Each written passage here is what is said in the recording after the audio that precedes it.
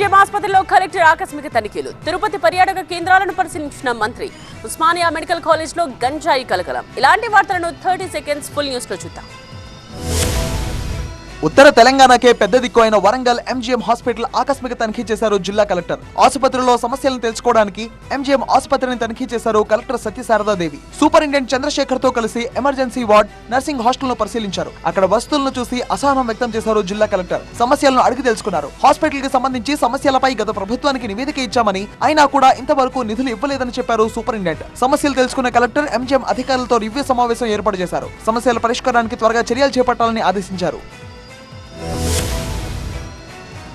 చిత్తూరు జిల్లా కేంద్రంలో వైసీపీకి గట్టి ఎదురుదెబ్బ తగిలింది. Chittoor corporation mayor Amuda, deputy mayor Rajesh Reddy 22 మంది కార్పొరేటర్లు వైసీపీని వీడి ఇప్పుడు తెలుగుదేశం పార్టీలోకి చేరారు. పార్టీ కండువాలు కప్పి చిత్తూరు ఎమ్మెల్యే గురజాల జగన్మోహన్ నాయుడు, మాజీ ఎమ్మెల్సీ దొరబాబు, మాజీ మేయర్ కటారి హేమలత వీరిని సాదరంగా పార్టీలోకి ఆహ్వానించారు. పార్టీ మారిన 24 మంది వైసీపీ కార్పొరేటర్లను సస్పెండ్ చేసింది జిల్లా పార్టీ నాయకత్వం. కార్పొరేటర్ల వ్యవహారాన్ని చాలా సీరియస్ గా తీసుకున్న వైసీపీ అధిష్టానం 24 మంది కార్పొరేటర్లను సస్పెండ్ చేస్తూ ప్రకటన విడుదల చేశారు వైసీపీ జిల్లా పార్టీ అధ్యక్షుడు భరత్.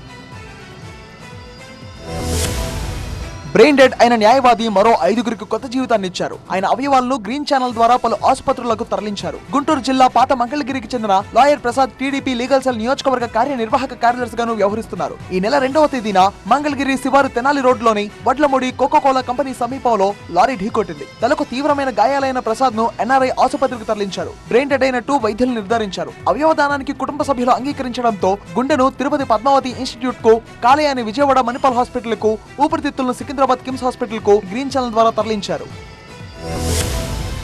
ఉస్మానియా మెడికల్ కాలేజీలో గంజాయి కలకలం రేపింది. 6గురు మెడికోలు గంజాయి సేవిస్తున్నట్టు గుర్తించారు పోలీసులు. 2 మెడికోలను అదుపులోకి తీసుకున్నారు. పట్టుబడిన 2 జూనియర్ డాక్టర్లను టెస్ట్ లో పాజిటివ్ రావడంతో వారిపై కేసు నమోదు చేశారు. ఈ వ్యవహారంలో 2 జూనియర్ డాక్టర్లతో పాటు గంజాయి పెడ్లర్ సురేష్ సింగ్ ను కూడా పోలీసులు అరెస్ట్ చేశారు. వీరిని కోర్టులో హాజరుపరచగా న్యాయస్థానం వీరికి రిమాండ్ విధించింది. నిందితుల నుంచి 80 గ్రాముల గంజాయి, 2 మొబైల్ ఫోన్స్ స్వాధీనం చేసుకున్నారు. అలాగే మెడికల్ కాలేజీలో ఇతర విద్యార్థులు ఎవరైనా గంజాయి తీసుకుంటున్నారు అనే కోణంలో పోలీసులు దర్యాప్తు చేస్తున్నారు. మరో 4 జూనియర్ డాక్టర్లు కూడా గంజాయి తీసుకున్నట్టు పోలీసులు అనుమానిస్తున్నారు.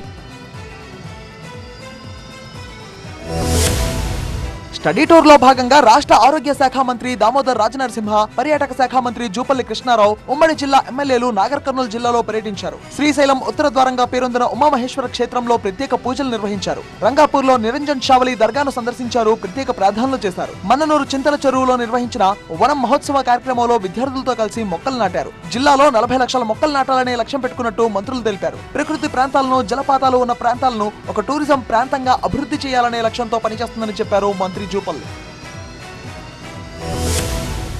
మాచర్ల మాజీ ఎమ్మెల్యే పిన్నెల్లి రామకృష్ణారెడ్డికి 2 రోజుల పోలీస్ కస్టడీ అనుమతి ఇచ్చింది మాచర్ల కోర్టు. పోలీస్ కస్టడీకి ఇవ్వాలంటూ పోలీసులు పిటిషన్ వేశారు. పోలీస్ కస్టడీపై 5 గంటల పాటు వాదోపవాదాలు జరిగాయి. ఫైనల్ గా 2 రోజుల కస్టడీకి ఇస్తూ అనుమతి ఇచ్చింది కోర్టు. ఈవీఎం ధ్వంసం కేసులో అరెస్ట్ అయ్యారు పిన్నెల్లి. అదనపు విచారణ కోసం పోలీసులు కస్టడీకి ఇవ్వాలని కోరగా మాచర్ల కోర్టు న్యాయమూర్తి అందుకు అంగీకరించారు. మే 13వ తేదీన పోలింగ్ రోజున మాచర్ల నియోజకవర్గంలో పిన్నెల్లి రెచ్చిపోయారు. రెంటచింతల మండలం పాల్వాయి గేట్ పోలింగ్ కేంద్రంలో ఈవీఎం ధ్వంసం చేశారు ఆయన. బయటకు వస్తున్న సమయంలో చెరుకూరి నాగ శిరోమణి అనే మహిళ నిలదీయడంతో ఆమెను తీవ్రంగా హెచ్చరిస్తూ దుర్భాషలాడారు.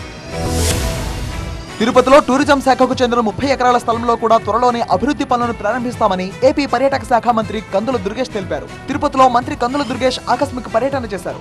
జూ పార్క్ రోడ్లోని టూరిజం కార్యాలయాన్ని తనిఖీ చేశారు. గత ప్రభుత్వ హయాంలో టూరిజం శాఖ పూర్తిగా నిర్లక్ష్యానికి గురైందని మండిపడ్డారు. అలాగే దేవలోక్ ప్రాజెక్టుకు కేటాయించిన భూములను పరిశీలించారు. గత ప్రభుత్వ హయాంలో టూరిజం అభివృద్ధి కోసం కేటాయించిన వందలాది ఎకరాల భూముల నిరుపయోగంపై అసంతృప్తి వ్యక్తం చేశారు. భూములు కేటాయించి ఎంతో కాలం గడుస్తున్నా నిర్మాణాలు చేపట్టకపోవడం ఏంటని ప్రశ్నించారు. వెంటనే చర్యలు తీసుకోవాలని ఆదేశించారు. అల్లూరు జిల్లా పాడేరు ఐటీడీఏ ఎదుట గిరిజనులు ఆందోళనకు దిగారు. అనంతగిరి, హుకుంపేట మండలాల్లో సమస్యలు పరిష్కరించాలంటూ నిరసన ప్రదర్శన చేశారు. జిల్లా కలెక్టర్ దినేష్ కుమార్ కు వినతి పత్రం సమర్పించారు. తమ గ్రామాలకు రోడ్డు, మంచినీటి సౌకర్యం కల్పించాలని కోరారు. అంతేకాకుండా డోలీ మోతలతో తీవ్ర ఇబ్బందులకు గురవుతున్నామని ఆవేదన వ్యక్తం చేశారు. రోడ్డు వేయకుండానే నిధులు కాజేసిన అధికారులపై చర్యలు తీసుకోవాలని డిమాండ్ చేశారు. రోడ్డు వేయకపోవడంతో 18 గ్రామాల ప్రజలు ఇబ్బంది పడుతున్నారంటూ ఆగ్రహం వ్యక్తం చేశారు. ఇప్పటికైనా రోడ్డు పనులు ప్రారంభించి గిరిజనుల కష్టాలకు పరిష్కారం చూపాలని కోరారు గిరిజనులు.